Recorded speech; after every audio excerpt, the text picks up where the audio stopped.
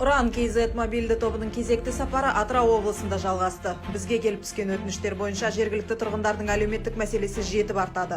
Сол себепті жергілікті тұрғындармен кездесіп, өз ауыздарынан мән-жайды еститін боламыз. Біз халықтың әлеуметтік тұрмыстық жағдайын назардан тыс қалдырмаймыз.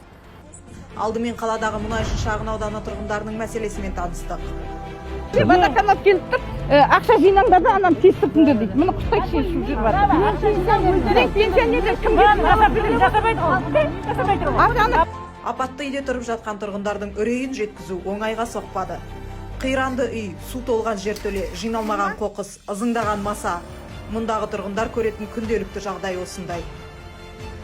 Утечка бар судан. Утечка устранить ете алмай жатыр. Потому что ток соғады дейді ал. Иә, мәселе көп, шешімі жоқ. Бұл жағдайда бұл жасқа келіп, бұндай сіздер тұруға тиісті емессіздер. Қазір мемлекет халық үшін жағдай жасау керек қазіргі жағдайда. Көп күттірмей ұрандықтар көтерген өзекті мәселе жергілікті билік құлағына жеткен секілді.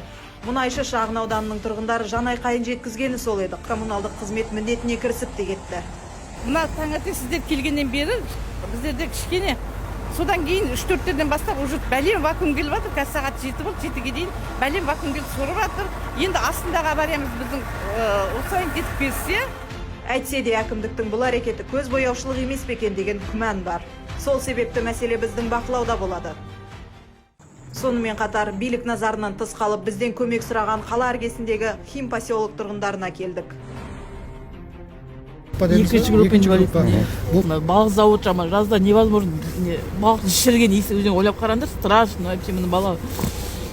Бұл зауыттар экономиканы дамытып, қазынаға қазандап қаржы құйып жатқанда шығар. Бірақ зауыт қалдығының зардабын қара халықтың тартқаны қалай?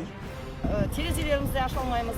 Демалатын болсақ, демалатын ауаға кәдімгідей аллергические заболевания бәрінде каждый второй житель біздің Атыраудың жителі аллергиямен страдать етеді. Не только үлкендері, кішкентайы да. Өнеркәсіп ортасында өмір сүріп жатқан тұрғындардың шағымына қарағанда жергілікті билік олардың барын ұмытқан секілді. Мысалға, осы жердің бәрі көрсетілген болса, мына әкімшіліктен қазір халықтан сұрадық, биліктің өкілдерімен кездесесіздер ме деп. Олар келмейді.